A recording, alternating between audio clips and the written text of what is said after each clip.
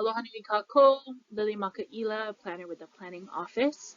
I hope that you folks watch the overview video so that you understand some of the kind of background information and project specific information. This presentation is going to be looking specifically at DHHL's land holdings in the Hilo Moku. We're going to be going over each of those maps individually, and I'll be talking about some of the proposed updates.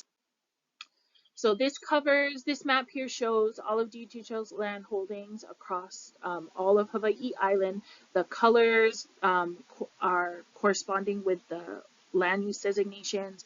Those land use designations are the land use designations that came from the 2002 Island Plan as well as the 2009 update.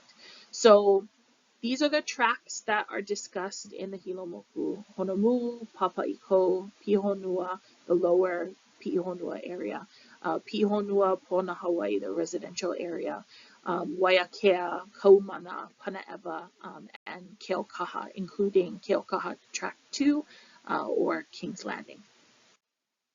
So this is where we're hoping to get your feedback on actually doing all of the maps. So I'm going to cover the concept maps. Again, this is just for Hilo Moku. Each of these presentations is going to cover the land holdings in each of the Moku. I'm going to be showing two maps. So one is the kind of existing land use designation, because if we're asking you to make comments about proposed changes, I think it's important you see what the previous designation was. So you're going to see two maps for each of the areas.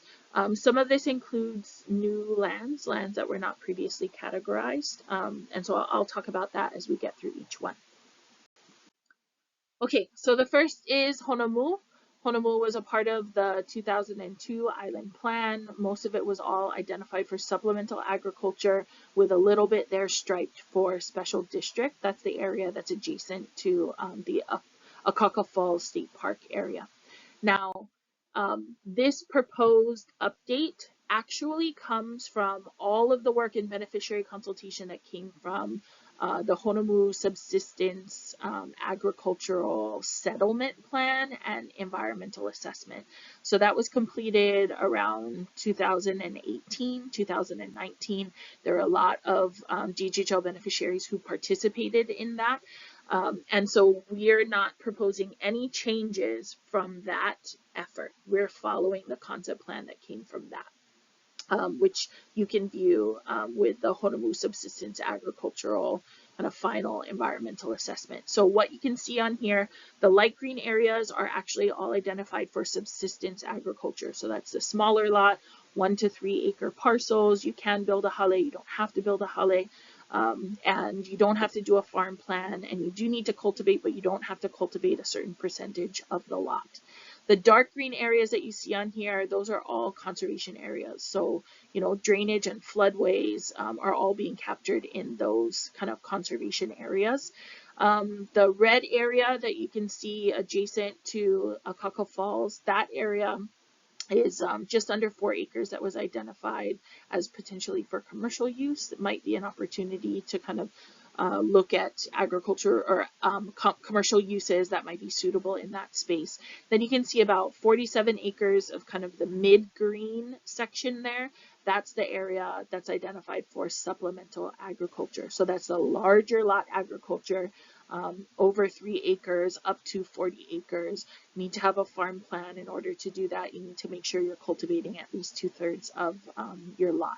The blue space that you see in the center is about 9.2 acres. That's identified for community use. And so that's what was identified as, like, you know, community center area, area for like ag processing, kind of like an agricultural hub to help support all of the kind of agricultural homesteaders in this area. And then the space down at the bottom, that darker blue, it's for special district. And that is because that area has a lot of potential for flooding. So it needs to be a little bit of a buffer zone. So this is the Honolulu area matching the concept plan that came from the environmental assessment. Okay, Papa'iko, this is a new land acquisition in Hilo. It's purchased with the Act 279 funding, which is the $600 million. And the project details that we're showing here, this is land that was previously owned by a developer. These are their development plans. It's a mix of kind of low income single family housing, regular single family housing, kupuna housing, commercial center, and cultural center. And so based on this kind of concept plan and what had previously been designed there, we just match that. So you can see the yellow area is residential. It's about 53 acres in total. There's a small red section, 2 acres or so for commercial. The lighter blue areas are what would be more community use spaces, and the dark green spaces are conservation. This is lower Pi'ihonua, so close to Hilo. And this area, you can see the yellow in the center is a residential. It's about 31 acres that was previously identified as suitable for residential homestead development.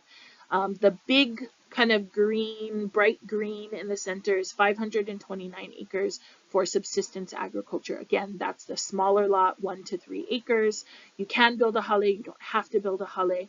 You do not need a farm plan or a business plan in order to get your award, and you also have to cultivate, but there's no metric on how much you need to cultivate.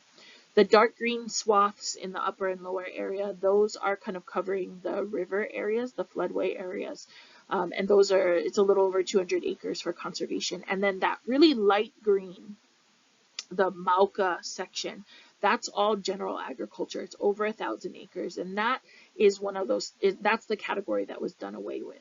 And so in kind of looking at those lands, we need to redesignate about 1,000 acres to see, you know, what's the highest and best use and what area that might be suitable for homesteading.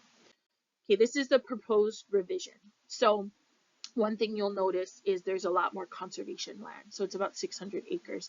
Reason for that is we identified areas that have really, really steep slopes, you know, have the rivers running through it. This is a really wet area. And so there's a lot of water and a lot of flowing water, a lot of floodways. And those, you know, are sometimes a challenge for homesteaders to have as a part of their homestead lot. And so we've kind of put those into conservation. You can also see in the center, there's some striping. There's striped green and yellow. So what that means is there's a 58 acre parcel and a 17 acre parcel. And the yellow means that it could be residential, and the light green means that it could also be subsistence agriculture. Either one of those are suitable. The previous map showed about 31 acres of residential. This is showing a lot more than that. So it's 58 acre parcel plus a 17 acre parcel that could be residential or it could be subsistence agriculture. And this is, you know, one thing that you folks can really dial in on. Do you want to see residential homestead development? So that's the smaller awards. You know, it's going to be, you know, much less than an acre, between 5,000 and you know, 7,500 square foot house lots. You're required to have a pre-qualification letter in order to build a hale there. And the land is also suitable for subsistence agriculture. So again, subsistence agriculture is the smaller lot agriculture, 1 to 3 acres. You can build a house, you don't have to. So that's something for you folks to contemplate. There's also about 18 acres that stretched along the road in the center, kind of north of that 58 acre and 17 acre parcel that's suitable for subsistence agriculture that hadn't previously been identified for subsistence agriculture. And then there's a big kind of 268 acre area that is suitable for subsistence agriculture in the more Makai section. And then in this upper area, this area is actually, you know, from historic use, most of it is pretty open, has been utilized for pasture, for grazing, livestock, grazing cattle. And so it's just about 600 acres that's identified as suitable for pastoral homesteading.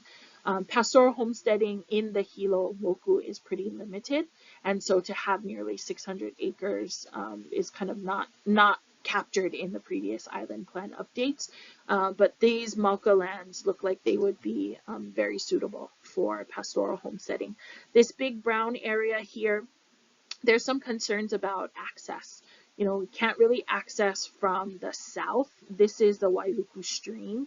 And that would be a challenge to be able to put in infrastructure to cross over and access that area. It might be accessible from the other side of the river, but we would have to deal with kind of easements. And so basically accessing these lands might be a challenge. And that's why, you know, out of the 1,000 acres that was previously identified for general agriculture in this upper portion, we understand that this area kind of north of Wailuku River may still be hard to access, and it may be a challenge if used for homesteading.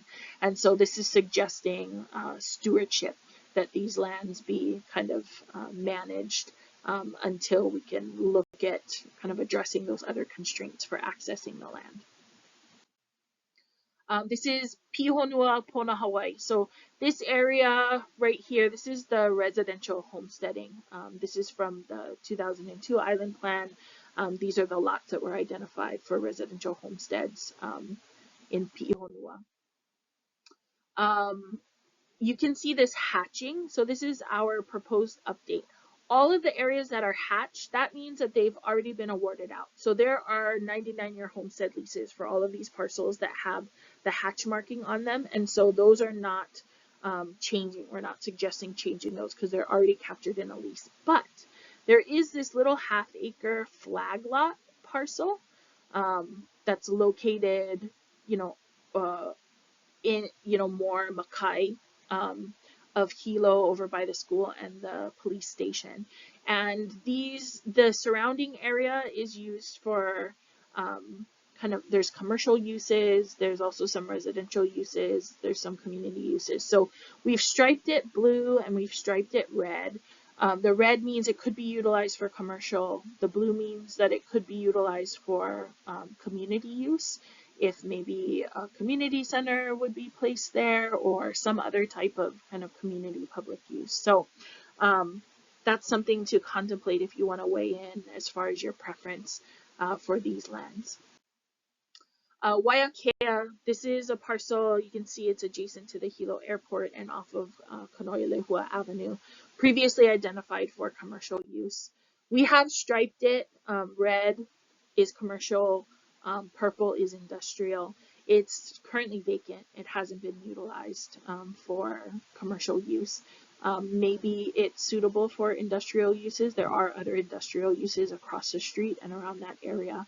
Up to you folks if you think it might be better utilized for industrial as opposed to commercial, or if it should be left the same.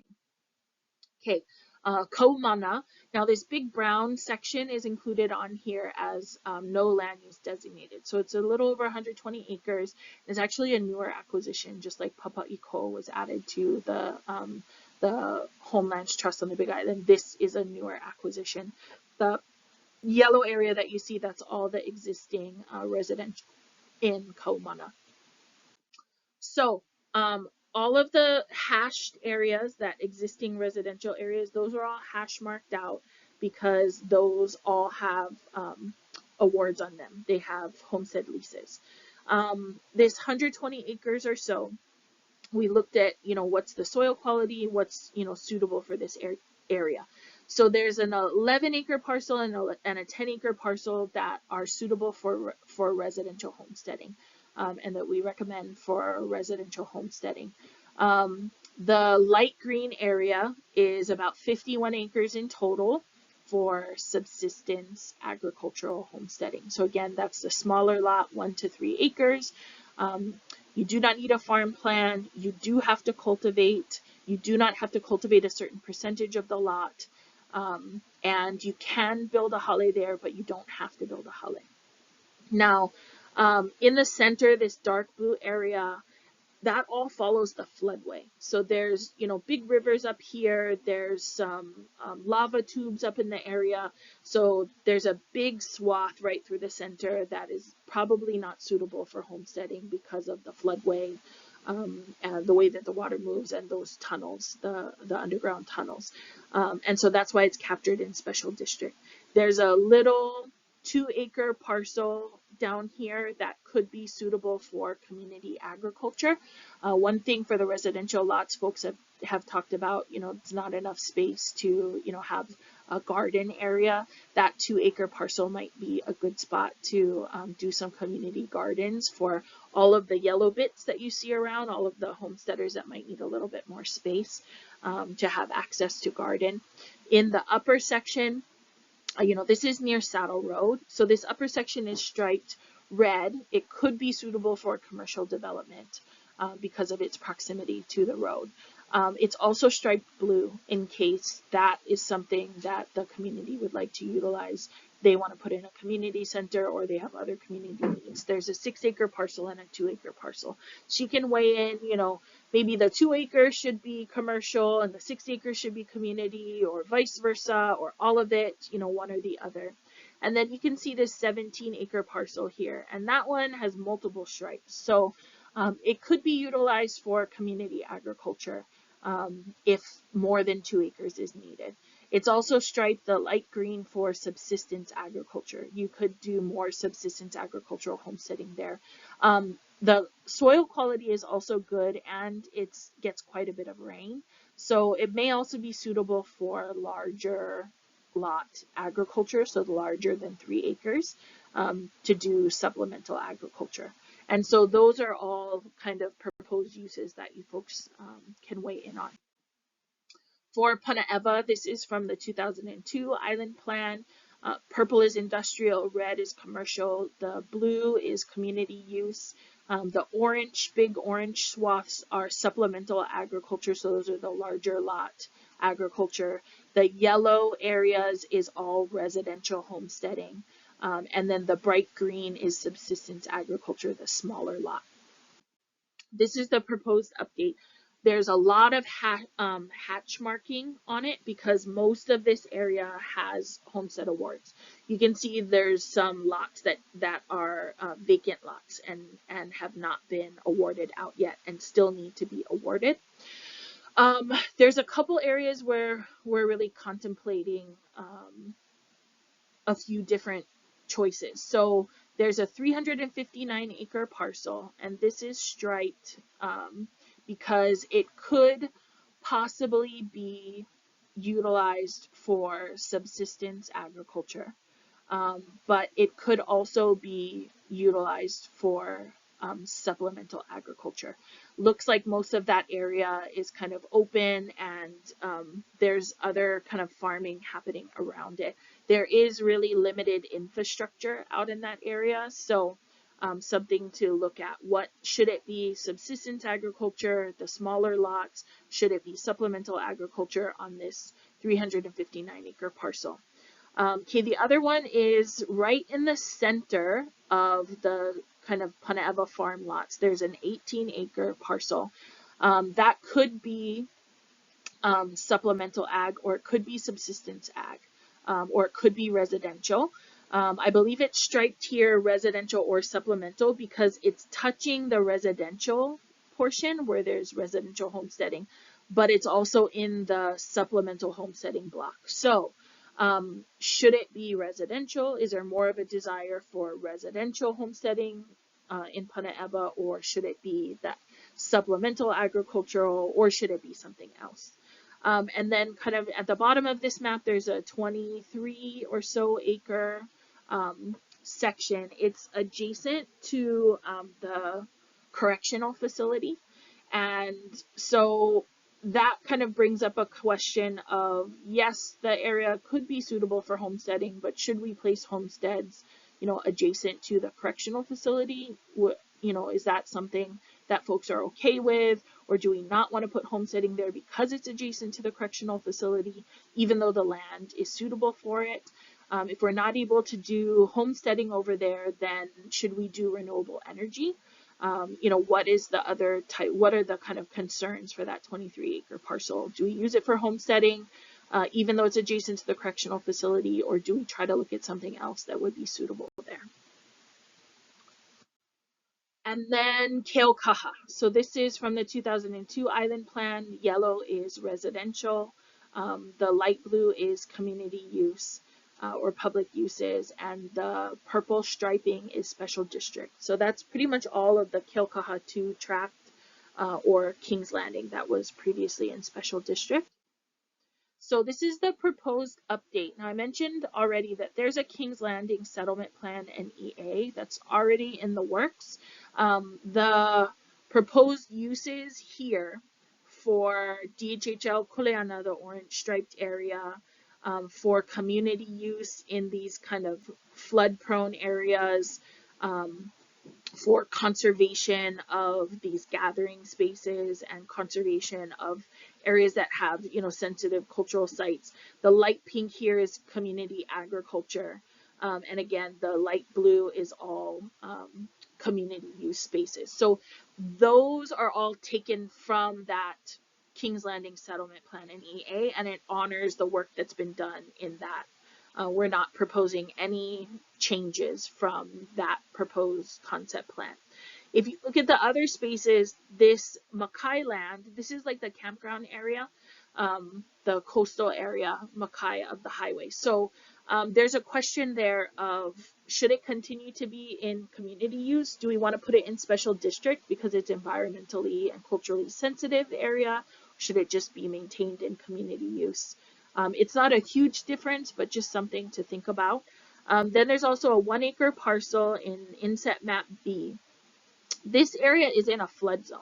However, the surrounding area is all residential. So do we follow that the surrounding area is all residential and then utilize that for, it's vacant land. So do we utilize that for residential homesteading, or do we look at the fact that it's in a flood-prone area in a tsunami evacuation zone and say, okay, maybe this should not be utilized for homesteading use? And that's, again, Manao, that we need you folks to weigh in on.